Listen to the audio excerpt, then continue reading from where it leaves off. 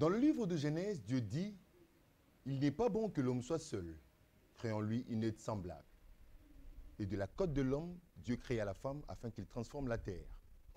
Et dans le livre de 1 Timothée, chapitre 3, versets 2 à 5, il est écrit « Il faut donc que l'évêque soit irréprochable, mari d'une seule femme, sobre, capable de diriger sa maison afin de bien conduire l'Église. » Et le livre de 1 Corinthiens, chapitre 7, versets 10 à 16, le Seigneur ordonne à ceux qui sont mariés que la femme ne se sépare point de son mari. Mais les constats faits sur terrain ici, dans l'Église de la République démocratique du Congo, la plupart des serviteurs de Dieu, des hommes de Dieu, des conducteurs d'Église, de pasteurs, sont en déphasage avec le mariage. Pasteur et divorce. Quel impact sur le ministère et la vie des fidèles? Ce sujet sera abordé ici sur le chemin de la vérité.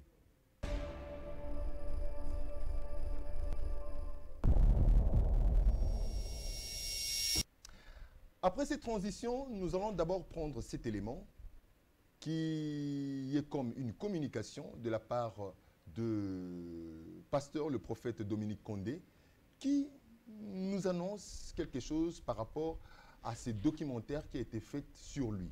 On suit cet élément et on se retrouve juste après.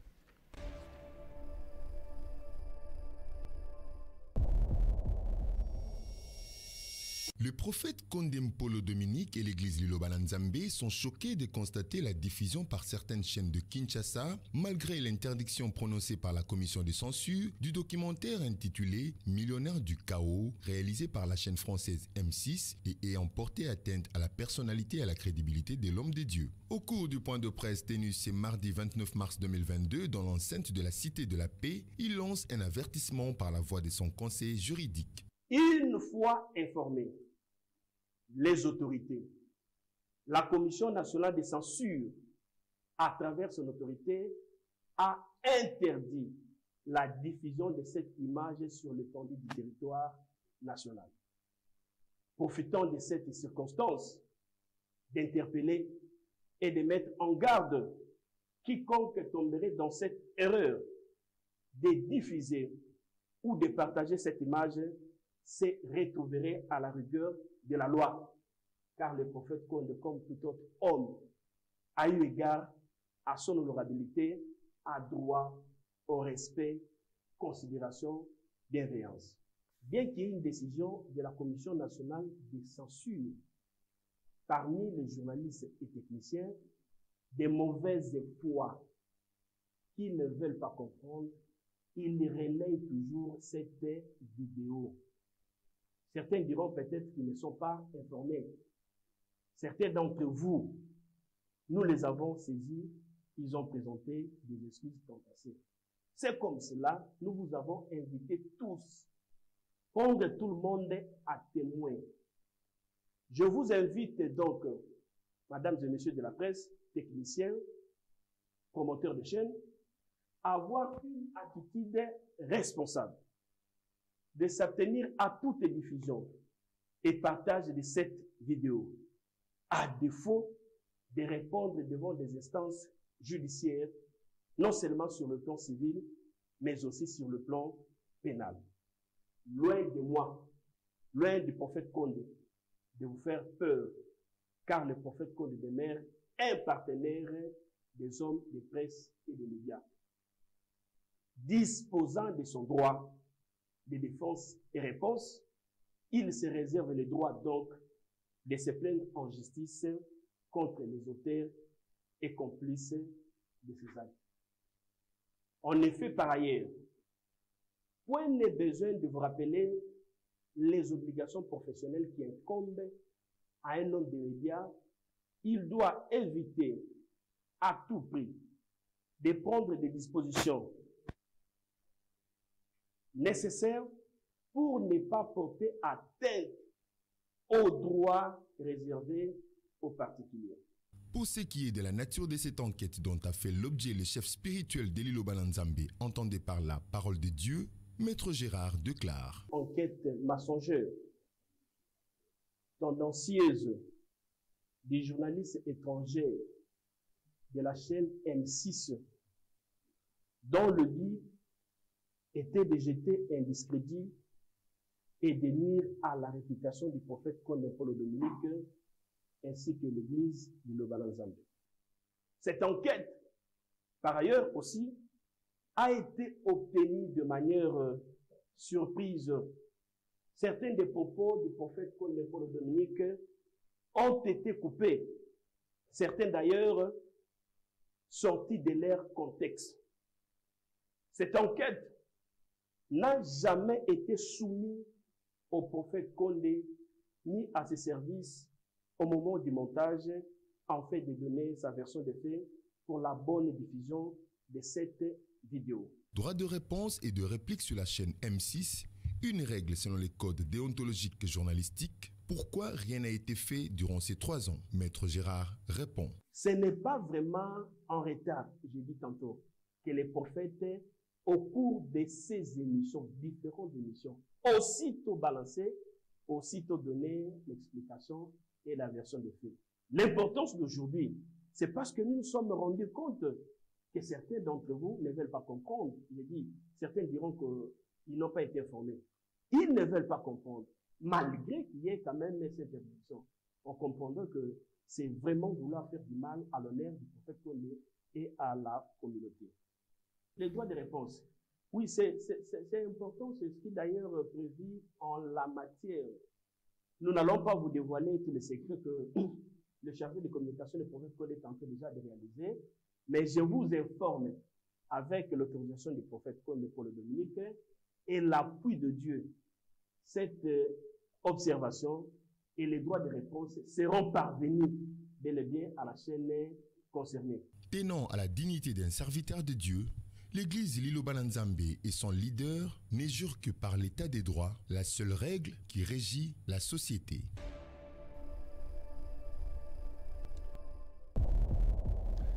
Voilà, nous allons suivre cet élément, qui est un point de presse dans lequel nous avons été conviés pour avoir cette information. Donc, à toutes les chaînes consoeurs, je pense que nous avons reçu l'information.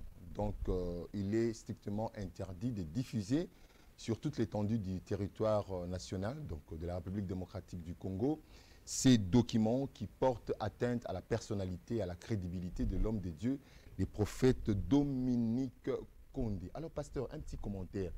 On vient vous trouver comme ça à l'église. D'abord, je dois commencer par vous présenter, ce que j'ai oublié de faire. Je suis ici sur le plateau de Chemin de la Vérité. Mon invité, c'est bel et bien le pasteur Ogi Kapoya, qui est le pasteur de l'église Camp de Jésus-Christ à Lubumbashi, qui nous fait honneur de pouvoir débattre autour de ces sujets que nous avons présentés au début. Pasteur et divorce, quel impact sur le ministère et la vie de fidèles? Alors, pasteur, bienvenue chez nous. Merci, frère Rémi. Comment s'est passé le voyage? Dieu nous a soutenus. Comme il a dit, je bénirai ton départ et je bénirai ton arrivée. Nous sommes dans cette promesse-là. Tout s'est passé très bien. Comment se porte maman? Puisque vous avez toujours été accompagné de maman. Elle va très bien. Elle m'a accompagné jusque chez vous, mais elle avait un autre petit rendez-vous. Elle est allée répondre sommairement à ces rendez-vous-là. Je crois que la prochaine fois, si le Seigneur le permet, nous serons avec elle. Merci beaucoup, pasteur Ogi, de répondre à notre invitation. C'est pour la deuxième fois que vous soyez ici à Digital Congo. Ça fait pratiquement plus de 2 ans, plus de 3 ans. Non, 5 même. 5 ans, voilà. Gloire à Dieu. Alors, pasteur, avant d'entrer, d'aborder notre sujet, je voulais que vous puissiez faire un petit commentaire sur ce document. Il y a des journalistes comme ça, des professionnels qui viennent, qui vous trouvent par exemple à l'église à Lubumbashi et sollicitent auprès de vous une interview pour en faire un document.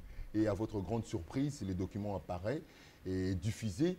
Et ce sont des éléments autres qui sont diffusés à la place de ce à quoi vous pensez, de ce à quoi vous avez été interviewé. Quelle sera votre réaction?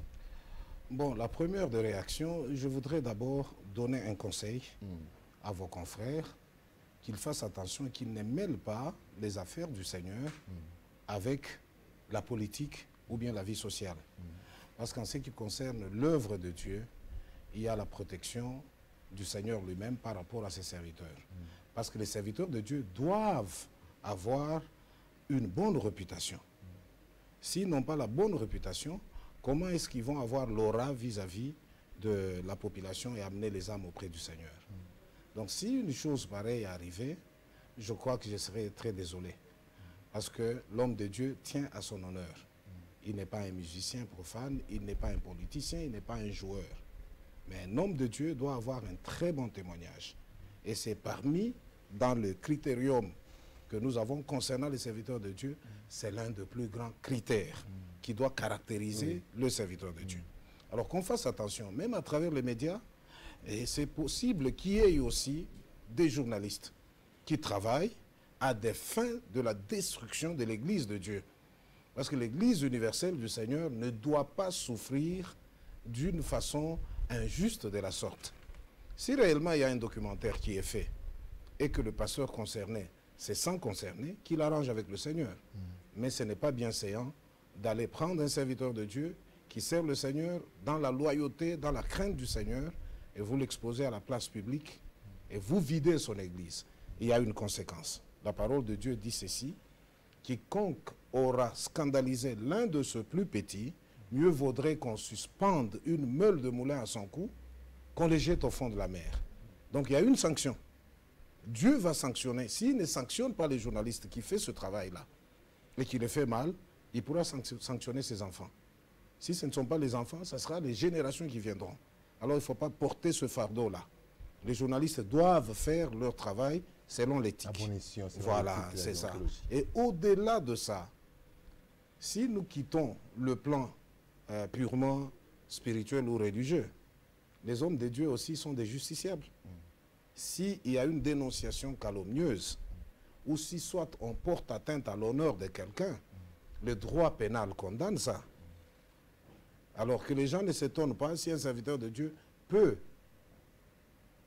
initier une plainte contre un journaliste X. Il n'a pas péché. Parce que la parole de Dieu elle-même le dit clairement, il faut craindre le magistrat. C'est un serviteur de Dieu. Il porte l'épée pour exercer la justice. Alors, si un serviteur de Dieu te défère devant les cours et tribunaux, il n'a pas péché. Alors, mieux vaut éviter tout ça. Nous avons besoin de travailler correctement pour amener les âmes dans le royaume du Seigneur. En bon entendeur, sa ligne. Voilà. Alors, nous entrons dans le sujet. Pasteur et divorce. Quel impact sur le ministère et sur la vie de fidèles? Pasteur, d'entrée de jeu, comment définir un homme de Dieu, un pasteur? Déjà, vous avez anticipé en parlant de sa personnalité, de ce qu'il doit être, puisque dans le livre de 1 Timothée, 3, chapitre 3, verset 2, où nous avons essayé de prendre quelques éléments, quelques caractéristiques, ça doit être un homme sobre, ceci, cela. Alors, qui est un pasteur? Qui est un homme de Dieu réellement, pour bien comprendre, de manière simple? Voilà. Un homme de Dieu, si on veut bien le définir, c'est un ministre de Dieu.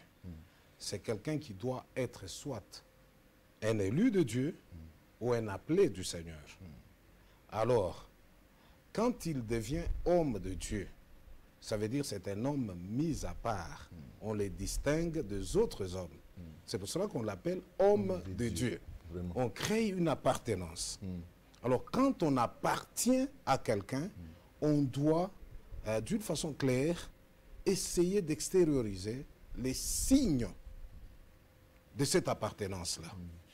Au-delà de ça, quand on parle d'un homme de Dieu, je crois qu'il va falloir que nous puissions aller, surtout dans la parole du Seigneur, qu'on passe par l'épître de Paul aux Éphésiens, chapitre 4, verset 11, où on définit clairement les 5 ministères qui sont dans la Bible. Le Seigneur n'a pas formé un gouvernement qui a plusieurs ministères. Il est très simple. Lui, il est très simple. Il y a 5 ministères, mais très efficaces et très impactants. Alors, quand on parle d'un homme de Dieu, on doit le retrouver dans les 5 ministères. Au-delà de ces 5 ministères, il y a ce qu'on peut appeler le sous-ministère. Comme l'organisation de l'Église, nous trouvons des diacres là-bas. Oui, nous trouvons aussi d'autres serviteurs de Dieu comme des choristes, les évangélistes, non, parce qu'il est parmi les 5. Les choristes et le groupe des mamans, voilà, toute cette méli-mélo-là, tous ces gens-là, c'est des gens appelés à exercer une fonction dans le sacerdoce. Et si je voudrais bien chuter, on peut associer à ce verset-là Apocalypse chapitre 1er, verset 6, où il est dit que le Seigneur, en venant sur la terre, il a formé un royaume des sacrificateurs. Donc tous nous devenons des sacrificateurs dans le sacerdoce qu'il a institué, le nouveau sacerdoce selon Christ. Alors si on est sacrificateur, on revient dans l'Ancien Testament. Un sacrificateur, c'est quelqu'un que le Seigneur avait retiré à travers Aaron. Donc ça veut dire, Aaron, il était le grand frère de Moïse. Mais au lieu qu'on prenne toute la généalogie de Moïse, on a coopté seulement Aaron avec toute sa lignée. On l'a mis à part. Lui devait travailler, il ne pouvait pas exercer d'autres fonctions, sinon être dans l'Église. Voilà, nous avons bien compris. Donc l'homme de Dieu, c'est quelqu'un mis à part pour exercer une fonction particulière, bien distincte de la part du Seigneur. Amen. Alors les fidèles, que comprendre des fidèles? Parce qu'aujourd'hui, nous entendons dire de la part de certains hommes de Dieu ou serviteurs de Dieu, ce sont mes fidèles, les fidèles de mon Église. Que comprendre des fidèles? Non, non, les fidèles, le seul berger, d'ailleurs, qui a porté un qualificatif très important, que n'importe qui, dans ce monde ici, sous ce soleil, même moi qui vous parle, je ne peux pas oser porter ces qualificatifs. Le Seigneur a dit un jour, je suis le bon berger. Nous sommes des bergers, mais le bon, c'est le Seigneur. Alors, c'est lui qui est monté à la croix, qui a racheté toutes les langues, toutes les tribus, toutes les nations. C'est une seule personne, c'est Jésus-Christ. C'est à lui seul que reviennent les âmes, les brebis, les fidèles. Parce que vous avez parlé des fidèles. Les fidèles, ça c'est un terme courant. Mais dans la Bible, on parle beaucoup plus des âmes et des brebis. Alors, si je rejoins votre concept... Ah oui, je suis allé dans ce concept-là pour... qu'on éclaire la lanterne. Oui, voilà. C'est ça. Alors, si je reviens dans votre contexte, les fidèles, ils sont fidèles à qui? Ils ne sont pas fidèles à un homme. Ils sont fidèles à Christ. Parce que c'est Christ qui a institué un nouveau sacerdoce. Puisque quelque part même dans la Bible, il est écrit des fidèles en Christ. Oui. Oui. Voilà. Si on dit qu'ils sont des fidèles en Christ, ça veut dire qu'ils appartiennent à Christ. Aucun pasteur, aucun apôtre, aucun évangéliste, aucun docteur, aucun prophète, comme on a parlé des 5 ministères, n'a le droit de dire ici sur la terre des humains, mes fidèles. Non. Il n'y a personne qui a cette qualité-là et ce pouvoir de se faire appartenir les fidèles. Ces fidèles que nous avons, nous les pasteurs, ce sont des fidèles qui appartiennent à Christ. Nous avons la tâche de les paître. Le Seigneur l'a dit à Pierre lors de sa dernière rencontre avec Pierre, presque avant qu'il ne rentre au ciel. Il avait interpellé Pierre. J'ai retrouvé même le passage, c'est le livre de Colossiens, chapitre 1, verset 2, où on dit « Aux saints et fidèles frères en Christ ». Voilà. Alors le Seigneur dira à Pierre, c'est la première fois que le Seigneur pose la question à l'un des disciples. Il lui dit, Simon Pierre, est-ce que tu m'aimes? Pierre dit, oui Seigneur. Il repose la question. Il pose pour la 3e fois. La Bible dit, Pierre était indigné. Mais le Seigneur, en revenant vers Pierre, il commence par peindre un tableau très clair. Pour la première réponse, il dit, peu mes agneaux. Deuxième réponse, peu mes brebis. Troisième, peu mes brebis. Il n'a pas dit, je te laisse les brebis. Paie mes brebis. Or, le Seigneur était en train de partir. Tu vois, frère Rémi, c'est là qu'il y a un problème très sérieux. Simon-Pierre a été pris pour pouvoir paître. Vous savez, nous avons des notions vagues en ce qui concerne le pastorat, comme ça se faisait à l'époque au niveau des enfants d'Israël. Un pasteur, à l'époque, c'était quelqu'un qui dirigeait un troupeau. Alors, on peut prendre, frère Rémi, tel que tu es là, on te donne la charge de paître, d'amener les brebis à aller manger, brouter l'herbe. Mais le propriétaire, c'est le pasteur Ogui. Mais toi, tu n'as que la fonction seulement d'amener les brebis à les brouter. C'est tout. Mais on va te demander de rendre de compte s'il y a un lion qui surgit de la brousse plutôt, et qui dévore soit un agneau, soit une brebis, soit un mouton. Mais tu vas rendre de compte. Alors, tu es un simple gestionnaire. Tu n'as pas qualité de t'approprier l'appartenance de ces brebis-là. Les brebis appartiennent à Christ. Aucune personne sur la terre ne peut dire mes brebis, mes fidèles. Non, ce sont des fidèles en Christ. Tu viens de nous lire ce verset. Merci beaucoup, pasteur. Nous avons compris maintenant. Nous abordons petit à petit notre sujet, hein, le mariage. Le mariage qui est un contrat. Oui. Le mariage est un contrat entre, généralement pour nous les chrétiens, c'est un contrat entre l'homme et la femme. Selon le principe, les normes. L'homme quitte sa famille, son père et sa mère, il s'attache à sa femme, l'épouse légalement, et le mariage est honoré de tous. Alors, les divorces est un fait qui arrive lorsque deux personnes n'arrivent pas à s'entendre, se mettre d'accord sur un point, ou soit je ne sais pas quoi, et les deux personnes décident de se séparer. Alors, pasteur, quand je parle de pasteur, le contexte dans lequel je prends le titre de pasteur, je ne le vois pas seulement dans le cadre de 5 ministères. Je vois un homme de Dieu qui a la responsabilité des brebis du Seigneur, Amen. des fidèles en Christ. Aujourd'hui, ce qui est constaté, c'est que la plupart, presque la majorité même, d'hommes de Dieu qui conduisent des grandes églises, permettez-moi de le dire comme ça, des grandes communautés, hein, et ces hommes de Dieu sont réputés, la majorité d'entre eux sont déjà divorcés. Ont divorcé, on peut dire comme ça, ont divorcé de leurs femmes et ils continuent à exercer les ministères dans la quiétude et on ne sait pas comprendre l'impact qu'il y a même dans la vie des fidèles. Que dites-vous d'abord, pasteur, du divorce, le mariage et les divorces? Quelle est votre lecture de tout ça? Merci beaucoup. En tout cas, je suis très content de la définition que vous venez de faire, mais que vous avez abordé sur le plan purement scientifique, en définissant le mariage comme étant un contrat. Oui, bien sûr, c'est un contrat parce que ça engage deux personnes. Mais du point de vue biblique, ce n'est pas un contrat. Pourquoi est-ce que je dis que ce n'est pas un contrat? Parce que celui qui a institué le mariage, c'est Dieu lui-même. Et quand il institue le mariage, il dit, les deux deviendront une seule chair. Et si les deux deviennent une chair, il n'y a plus de contrat. Parce que le contrat, on le signe entre deux personnes. Ça, c'est le langage humain. Mais du point de vue langage de Dieu, quand quelqu'un, un homme se marie, qu'il soit homme de Dieu, qu'il soit païen, devant Dieu, il devient une seule chair, une seule personne. Ça veut dire la personne qui a uni ces deux personnes, c'est Dieu lui-même. Et quand Dieu avait uni les deux personnes, voici comment il a sanctionné cette union-là. Dans la Bible, quand vous lisez ce verset, ça revêt un caractère purement simple, mais ça a un caractère coercitif, un caractère dur. Dieu dit que l'homme ne sépare point.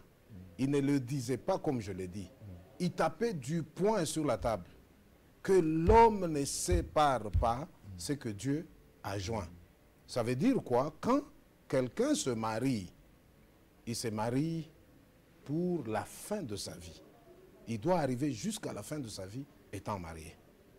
Et cette question avait soulevé beaucoup de problèmes. Parce que même du temps du Seigneur, on lui a posé cette question, on lui a dit, mais pourquoi est-ce que le Seigneur, pourquoi Moïse avait prescrit d'écrire une lettre de divorce et de renvoyer la femme? Vraiment. Voilà.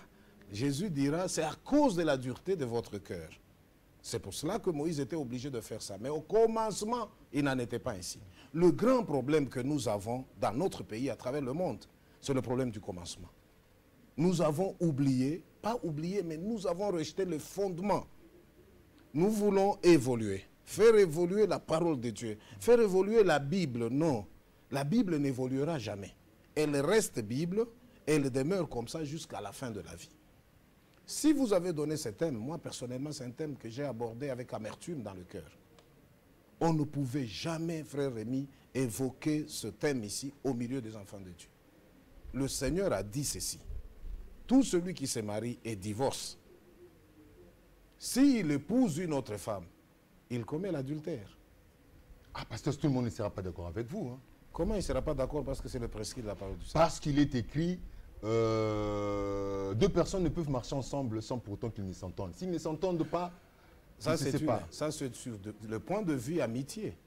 On ne parle pas du mariage. Le mariage, je viens de définir ici que les deux personnes qui vont marcher ensemble, toi tu es mon ami, on marche ensemble. On n'est pas une seule chair. Mais même dans le livre là des Corinthiens, parce que je n'ai évoqué qu'une partie, quelque part il est écrit, si les infidèles, hein, qui ne se croient plus là, ils peuvent se séparer. Non, ça c'est un mariage entre un païen et un chrétien. Tu vois? Oui, oui. Maintenant, on demande au païen, si le païen n'accepte pas de vivre dans le mariage, pas les chrétiens, là il faut faire très attention. Si le païen n'accepte pas, si un homme qui est païen épousait une femme qui est chrétienne, et que le païen consentait de rester dans le mariage, ça va. Mais s'il le refuse, on peut le laisser partir.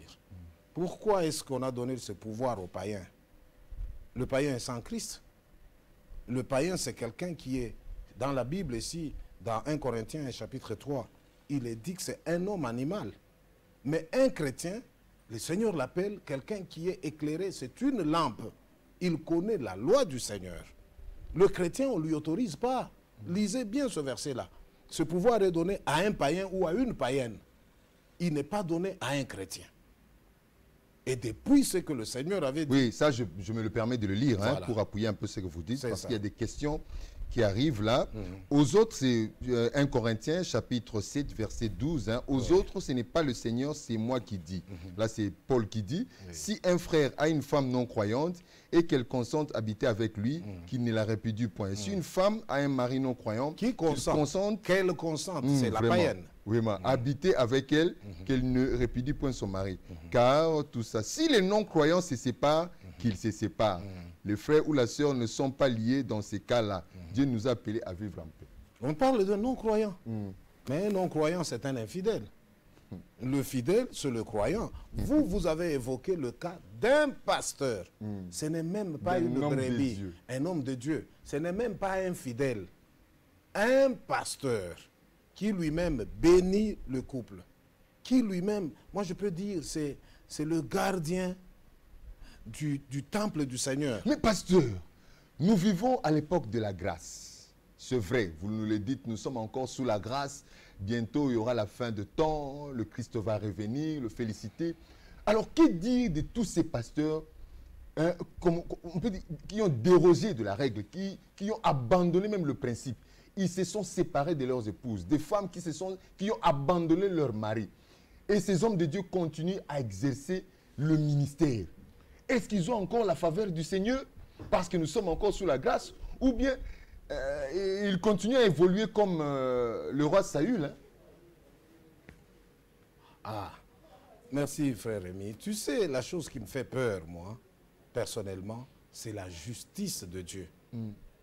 La justice de Dieu le pousse à pouvoir vraiment condamner tout ce qui s'appelle péché. Pourquoi? Parce que lui-même a condamné le péché. Ça, c'est de un. De deux, aujourd'hui, nous avons le diable qui est en train de faire des ravages.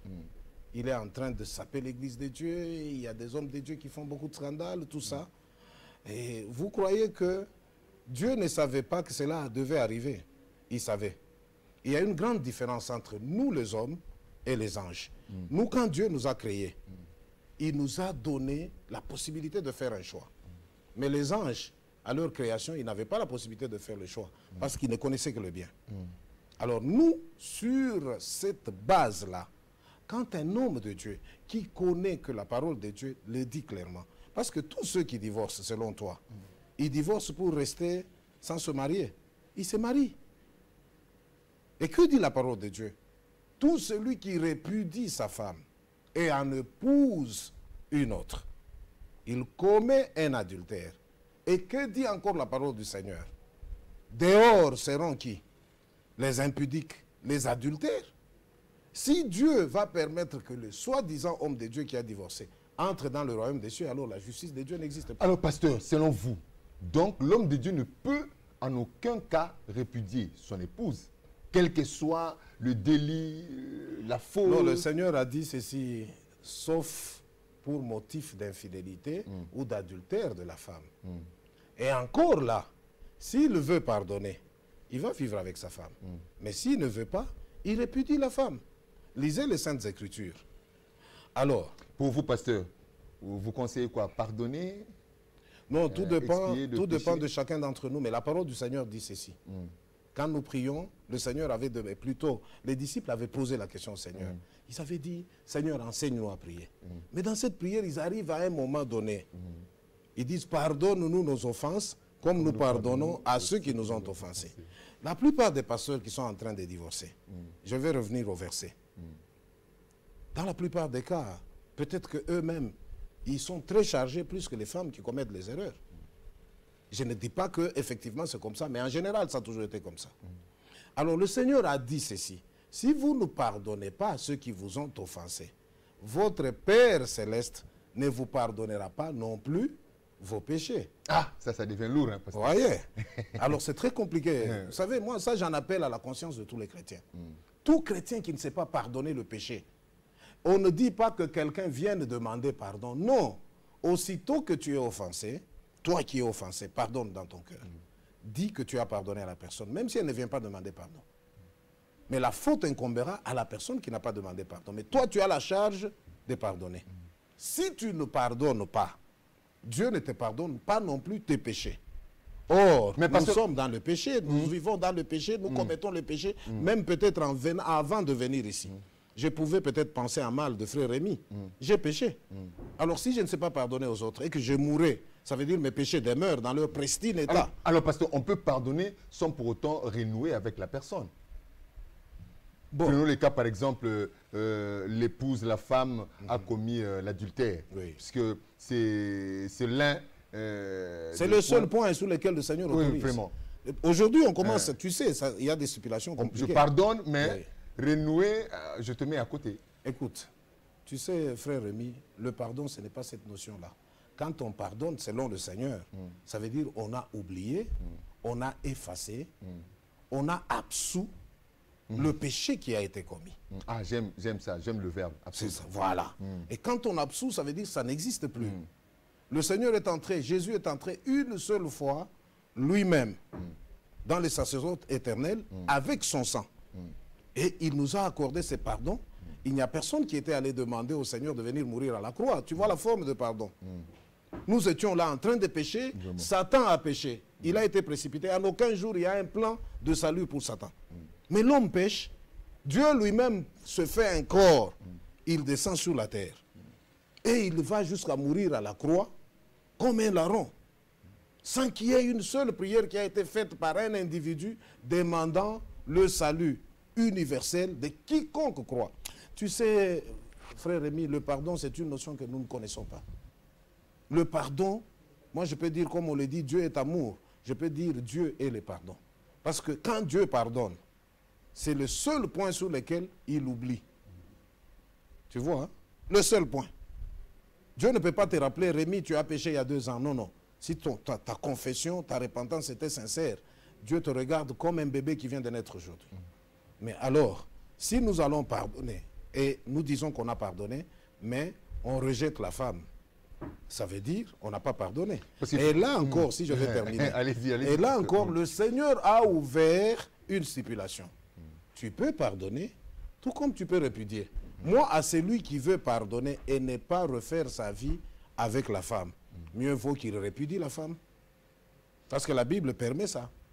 Alors pasteur, l'homme de Dieu divorce, parce que la plupart de cas ici, hein, et généralement ici à Kinshasa, je n'accuse personne, mais il se raconte, c'est dit des choses que la plupart des hommes de Dieu qui se sont séparés de leurs épouses, c'est par orgueil.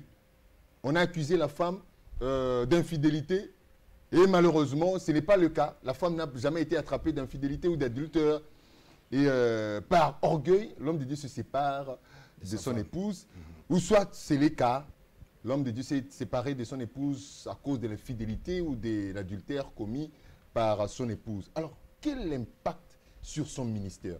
Est-ce que cet homme-là, on le voit déjà dans la vie de couple, hein, de certains couples, quand les 2 personnes se séparent, l'homme ou la femme, il y a un déséquilibre. Et maintenant, pour un homme de Dieu, est-ce que c'est le même problème? Est-ce que l'homme de Dieu, bien qu'il soit mis à part, bien qu'il ait l'onction, bien qu'il ait l'esprit en grandeur en lui, est-ce que ça ne m'impacte pas négativement son ministère et surtout la vie de fidèles en Christ? Au contraire, ça a un très grand impact. Un très grand. Plus que même chez les païens. D'ailleurs, je reviens à ce que vous venez de dire là, en disant les hommes de Dieu divorcent au motif d'orgueil. Non, ce n'est pas seulement un problème d'orgueil. Moi, j'appelle ça au motif de folie de grandeur. Quand un homme essaie d'évoluer, vous allez voir que ces mêmes serviteurs de Dieu là, quand ils étaient dans leur vie de bassesse, du point de vue matériel, ils sont restés avec leur femme. Quand ils commencent à toucher un peu d'argent, oui, ça devient la femme de la jeunesse. Quand ils commencent à avoir... qui est moins instruite là. Voilà. Quand ils commencent à avoir un peu d'argent, il a l'honneur, on commence à citer son nom, parce qu'ici, je vois à Kinshasa, c'est commence à fréquenter les hautes classes, les seigneurs là, élevés pour le mettre devant de roi. À Kinshasa, il y a à boire et à manger. Les serviteurs de Dieu sont facilement confondables aux musiciens païens. Parce que je ne veux pas citer des noms. Oui, les hommes célèbres. Aujourd'hui, il se réveille, l'homme célèbre s'appelle Benoît II. Le lendemain, il va s'appeler Joseph Kabila. Le lendemain, il sera Joe Biden. Tu vois, la même chose aussi avec les serviteurs de Dieu. Il y a les greniers de l'Éternel, il y a sa sainteté. Jusqu'au jour où nous allons atteindre un jour, quelqu'un va se réveiller, il dit, je suis vice-dieu. Ça va arriver. Vous savez que nous attendons la commission de censure dans le chef aussi des hommes de Dieu. Voilà. Ça, on en parlait. Quand vous commencez à voir un serviteur de Dieu, commencez à avoir de noms comme ça. Il change de nom. Aujourd'hui, il est bishop, demain, archibishop. Le lendemain, il devient apôtre des nations, prophète des nations. Donc, tu vois, quand tu vois cet amalgame-là, moi, je mets au défi la plupart des serviteurs de Dieu. Le Seigneur Jésus-Christ, de son vivant, l'avez-vous vu changer de nom comme ça?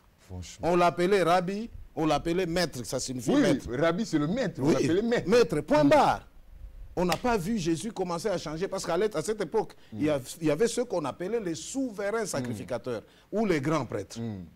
Jésus n'a pas revendiqué ça. Un jour, il se réveille le matin, il dit, bon, Moninga Boelelo, on a commis grand prêtre. Non, le Seigneur n'a pas fait ça. Mais alors, nous tirons ça d'où? Les hommes de Dieu, les soi-disant, moi je dis bien, soi-disant hommes de Dieu, ils sont en train de pécher parce que ce n'est pas l'orgueil, c'est le fait de voir une petite élévation. Et dans l'église, ou bien les milieux qu'ils côtoient, ils voient maintenant des femmes qui sont très belles. Alors, il veut faire un passage en force pour pouvoir couvrir sa convoitise. C'est un problème de convoitise. Il couvre la convoitise. La femme, si tu l'aimes et tu l'entretiens bien, elle va te ressortir sa beauté.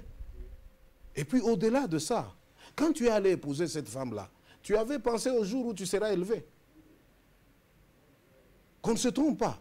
Dans la parole du Seigneur, ici, quand tu lis Genèse chapitre 24, on parle du critérium sur lequel le serviteur d'Abraham s'était basé pour choisir la femme d'Isaac. Nous avons un problème dans ce sens-là. Il faut conseiller aux frères qui sont en train aujourd'hui de vivre dans l'église, s'il veut se marier, qu'ils choisissent une belle femme et une femme qui connaît le Seigneur. Les deux points. Il ne faut pas dire seulement, non, je vais prendre une femme qui est remplie du Saint-Esprit, mais elle est moche. Non, non. Prends les deux. La femme que tu trouves belle. Parce que moi, je peux trouver une femme belle, mais Rémi la regarde, elle n'est pas belle. Mais que je trouve une femme... La relativité. Voilà. La femme qui peut m'accompagner dans le ministère. Donc, qu'on n'accepte pas ça. Ce qui se passe aujourd'hui dans l'église de Dieu, si on pouvait réveiller les anciens, les héros de la foi, ils allaient vraiment faire une complainte et pleurer sur la place publique. Parce que l'église de Dieu est dans la rue. On est en train de prendre les antivaleurs que Satan a dotées au monde, on les amène dans l'église. Parce que nous voyons des païens qui mènent une vie stable. Un païen, il était pauvre, il évolue, il devient un riche, il devient millionnaire. Il a la même femme. Ils font comment? Donc, toutes ces bêtises-là, nous devons excusez-moi les termes, ce sont des bêtises dans la parole du Seigneur. Mais nous voyons que la plupart de ces hommes de Dieu évoluent, leur ministère se prospère, les églises, les temples se construisent, les fidèles deviennent, surtout qu'ils s'en approprient, hein, les fidèles deviennent de plus en plus nombreux.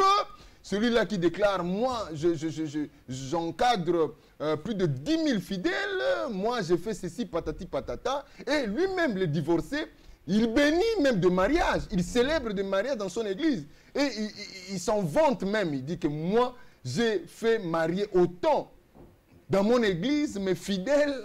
Tu sais, il y a un problème, frère. C'est qu'apparemment, ça n'aime pas. Hein. Non, non, tu sais, il y a un problème.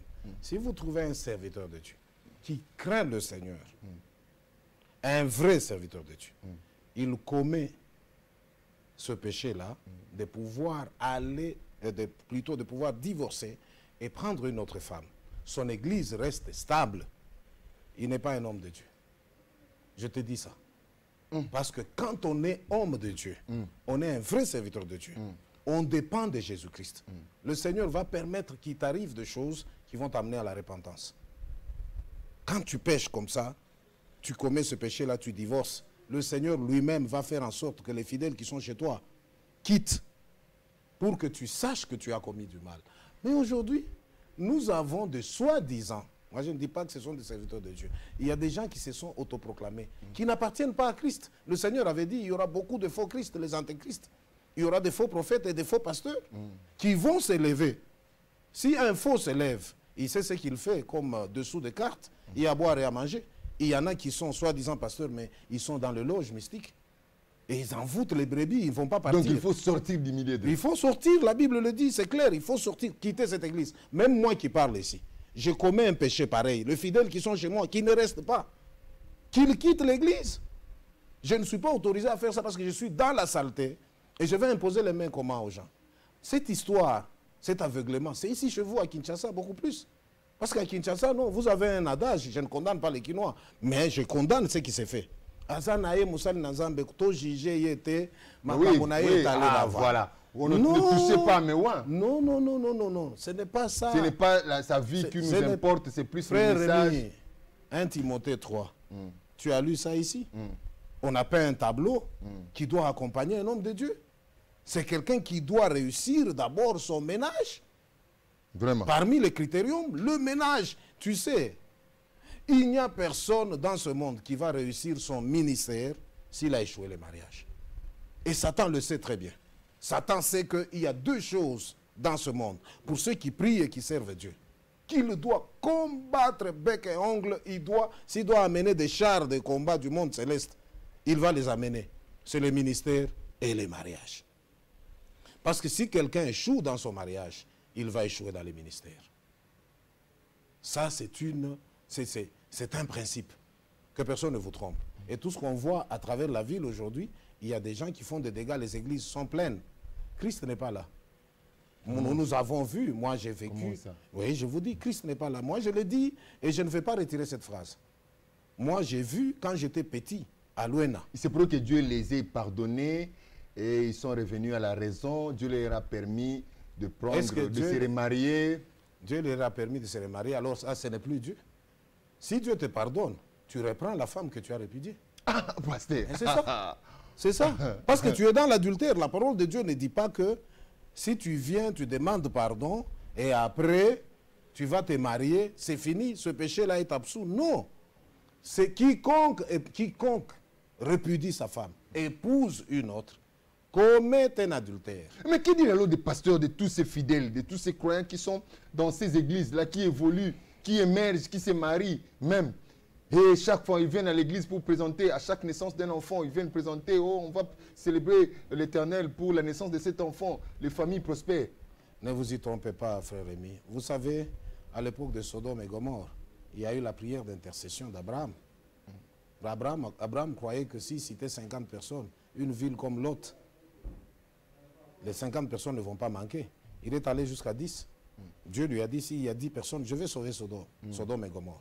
Mais malheureusement, il n'y avait pas 10 personnes. Ça ne sert à rien de croire que si on a... Moi, je ne suis pas contre les grandes églises, non. Moi-même, j'aimerais que les églises croissent, qu'on ait beaucoup d'âmes. Mais quelle est la qualité des chrétiens que nous avons aujourd'hui? Quelle est la qualité des fidèles que nous allons présenter à Christ? Si aujourd'hui il y a enlèvement, le Seigneur revient, l'enlèvement vient avant la grande tribulation. Combien de personnes seront enlevées? La Bible dit, celui qui n'a pas l'esprit de Christ ne lui appartient pas. Donc, il faut comprendre une chose, frère Rémi. Tout serviteur de Dieu qui a commis cette erreur-là et qui pense qu'il peut se remarier et être pardonné, c'est un mensonge. C'est un mensonge. Si tu es pardonné, reprends ton ancienne femme, ramène-la à la maison. Et les fidèles qui vivent dans les églises où les pasteurs font n'importe quoi, mais ils demeurent là, soit ils sont aveuglés spirituellement, c'est un esprit d'aveuglement, soit eux-mêmes, ils sont fanatiques Dieu ne veut pas que nous soyons des fanatiques, des hommes de Dieu, non. Si nous devons être fanatiques, qu'on soit fanatiques de Christ. C'est ça. Et tous les chrétiens qui m'écoutent aujourd'hui doivent aider les pasteurs. Vous êtes dans une église, le pasteur va à côté, il faut le punir, quitter l'église. Et ce message, je l'annonce même à mon église, à Lubumbashi. Si moi, un jour, je dois répudier Maman Francine, je vais épouser une autre femme, que les fidèles qui sont à l'église quittent, parce que là, à partir de ce moment-là, je n'ai plus Christ. Je vais vous communiquer quoi? L'homme ne donne que ce qu'il a. Voilà. Alors, quand vous, ici à Kinshasa, vous acceptez n'importe quoi, quelqu'un qui fait des bêtises, vous le voyez et c'est clair. Il faut pardonner dans le cœur, oui, mais ne restez pas là-bas. Moi, je voudrais finir. Quand j'étais petit, je ne voudrais pas perdre cette cohésion. Parce que je voudrais aussi que vous donniez aussi un conseil, un élément pour garder la stabilité dans le... Parce que ce n'est pas facile, oui. C'est pas facile aussi, il faut le dire. Des fois, vous avez même évoqué ici, tout au début, là, que l'homme est tellement chargé, l'homme de Dieu est tellement chargé, c'est l'une des raisons qui favorise aussi l'infidélité aussi de la femme. Non seulement l'adultère, mais l'infidélité. Il y en a pas mal de points dans cette question d'infidélité. Alors, j'aimerais aussi, quelque part, vous puissiez aussi donner quelques lignes de conduite pour aider ces hommes de Dieu à garder stable. Parce que le diable rôde, vous avez dit, le diable la rôde première des choses, tous les serviteurs de Dieu doivent d'abord s'éloigner des femmes. S'éloigner de leurs femmes, de leurs épouses. Non, les femmes de l'église, les sœurs, les protocoles. Un pasteur qui se respecte ne doit pas avoir une secrétaire femme. Et puis, en plus, célibataire, même si c'est une femme mariée, non. Prends ta femme, qu'elle soit secrétaire. Si ce n'est pas ta femme, prends un homme. Tu vois que là, tu mets des barrières déjà toi-même. Tu prends un homme. Aujourd'hui, il y a des habitudes qu'on ne voyait pas avant. J'étais invité dans une église. J'arrive, c'est une petite fille qui arrive avec une petite jupe là. Bonjour, pasteur. Elle veut prendre la Bible parce que la Bible commence à peser. Non, j'ai refusé. On dit que c'est les visibilités. Non, non, non, non. On n'a pas besoin de ça, mon frère. Écoutez, il y a le moment au cours duquel nous voyons le côté négatif, le côté faiblesse d'un être humain, c'est le côté qui concerne le genre féminin. Nous savons que ces choses ont toujours été comme ça. Tu sais que la conversation entre le Seigneur et la femme samaritaine, les disciples avaient de mauvaises idées dans la tête. Ils s'étaient dit, mais il parle avec la femme comment? Il est en train de draguer. C'est ce qu'eux pensaient. Alors, qu'est-ce qu'il faut faire? La Bible dit, si cette main ici, ce bras que j'ai, droit, va m'amener en enfer, que je coupe, qu'on commence à mettre d'abord des garde-fous, nous-mêmes les pasteurs. Il ne faut pas prendre des petites filles qui sont des secrétaires, qui sont des protocoles, qui sont autour du pasteur. Les pasteurs, avant d'aller à la chaire, il est en train d'être maquillé, on met les poudres par des petites filles de l'église. D'abord, pour des raisons de respect, cette petite fille qui touche ton visage là, elle a franchi des frontières. Si tu veux faire ça, prends ta femme, non? Que les hommes de Dieu fassent de leurs femmes leurs amis d'abord. Et qu'il n'y ait pas de secret entre l'homme et la femme. Tu sais qu'on peut confesser vis-à-vis de sa femme. La convoitise t'attrape comme ça. Tu as convoité une sœur. Tu confesses devant ta femme. Tu dis non, non. En tout cas, aujourd'hui, cette sœur-là, elle m'a perturbé. Quand tu confesses comme ça te dégage, ça te libère, ça te rend fort. Mais quand tu caches les péchés, au fond de toi, tu finis par commettre des erreurs. Deuxième élément important, le manque de vie de prière. Les soi-disant serviteurs de Dieu ne prient plus. Ils connaissent comment le léopard est parti, le léopard va jouer comment, ils connaissent tout ça. Fachi a fait quoi, Joseph a fait quoi, ils connaissent ça. Dans l'église, on en parle. Mais pose-lui la question. Quelle était sa vie? Notre modèle parfait, c'est qui? C'est Christ. La Bible dit, après avoir travaillé, il allait la nuit prier, il ne dormait pas. Mais ça, c'est Christ qui priait comme ça. Et nous qui sommes des humains, si nous voulons tenir le ministère, nous devons avoir les genoux fléchis. Si nos genoux sont toujours debout, on se promène, on a des véhicules comme aujourd'hui les pasteurs. Ils s'appellent aussi ministres. Ils ont des gardes du corps. Un pasteur en train de prêcher, il y a des gardes du corps derrière. Alors c'est un criminel? Donc là, il faut aussi même se faire accompagner de son épouse dans les moments de prière. Parce qu'au risque d'être trop chargé là-bas, tout le temps prier. Non, on ne dit pas tout le temps prier. Il faut beaucoup prier. Il faut beaucoup prier, frère Rémi. Ça, il faut retirer. Toi, tu es serviteur de Dieu. Je sais que là, tu fais office de journaliste. C'est pour cela que tu dis ça. Il faut prier. La Bible dit prier sans cesse. Nous tendons vers la fin de notre débat, pasteur. Alors, s'il faut ajouter un dernier mot. Un dernier mot. Moi, je demande pour conclure, pour conclure aujourd'hui, que les serviteurs de Dieu reviennent dans la Bible. Ceux qui sont divorcés, qu'ils reprennent leurs femmes. Pour ne pas perdre le royaume des cieux. Parce que cette vie, elle est éphémère. Mais il y a un jour que Dieu s'est réservé, on appelle le jour de l'Éternel. Ce jour-là, ça sera sans pitié. Le Seigneur va entrer en jugement, il sera un juge. Alors, que servira-t-il à l'homme de perdre et plutôt de gagner le monde entier s'il perdait son âme? Ça vaut même pour les serviteurs de Dieu. Qu'ils réparent avec leurs femmes, qu'ils reviennent ensemble, qu'ils servent le Seigneur correctement. S'ils sont faibles, qu'ils reviennent dans la vie de prière et le jeûne. La crainte de Dieu, c'est ça le socle pour tous les serviteurs de Dieu. Nous devons le faire, il faut faire très attention. Et même les fidèles, n'acceptez pas de divorcer. Ça, c'est un grand piège. Gardez votre constante parce que la parole de Dieu ne changera jamais. Elle est restée la parole de Dieu et elle le demeure pour toujours. Voilà, nous sommes arrivés à la fin de cet entretien avec le pasteur Ogi Kapoya de l'église Camp de Jésus-Christ à Lubumbashi. Nous saluons comme ça tous les bien-aimés, fidèles en Christ à l'église. Le pasteur est ici à Kinshasa. Je sais que l'église continue parce que c'est le corps de Christ. Voilà. Nous saluons aussi maman Francine, où elle est, elle nous suit. Vraiment que Dieu la bénisse. Et je n'oublie pas aussi papa Edi Awazi, Fondation Awazi, que Dieu vous bénisse. Il y a aussi le pasteur Esdras Kalonji d'équipe aussi. Voilà, papa Esdras Kalonji d'équipe aussi, que Dieu vous bénisse. Vous êtes tellement nombreux à saluer. Nous avons été honorés par la présence, la participation de papa Ogi, qui est venu nous parler de divorce. Quel impact a-t-il sur le ministère d'un homme de Dieu et aussi sur la vie de fidèles, des âmes de Christ, de brebis de Christ? Et voilà, tout a été dit. Bon, presque tout a été presque dit. Et il y a beaucoup à dire dans tout ça. Mais pour aujourd'hui, nous nous limitons à ce point-ci. Merci à vous tous qui nous avez suivis. Vous avez été nombreux à nous suivre. Merci beaucoup à l'équipe technique qui nous a soutenus pour le succès de cette émission. Olivier Abedi, Thierry Chabani, Donatien Lutundu à la coordination, bienvenue Kimuni Windows et à la réalisation, Jean-Paul Bétambé. Merci beaucoup à notre habilleur, Mikolo Tobandola Taka Maputa Boyen, Marcia Création, ainsi que le vieux maître Moueba Couture. On se retrouve prochainement pour un nouveau numéro sur le chemin de la vérité toujours. Excellente suite de nos programmes. Au revoir.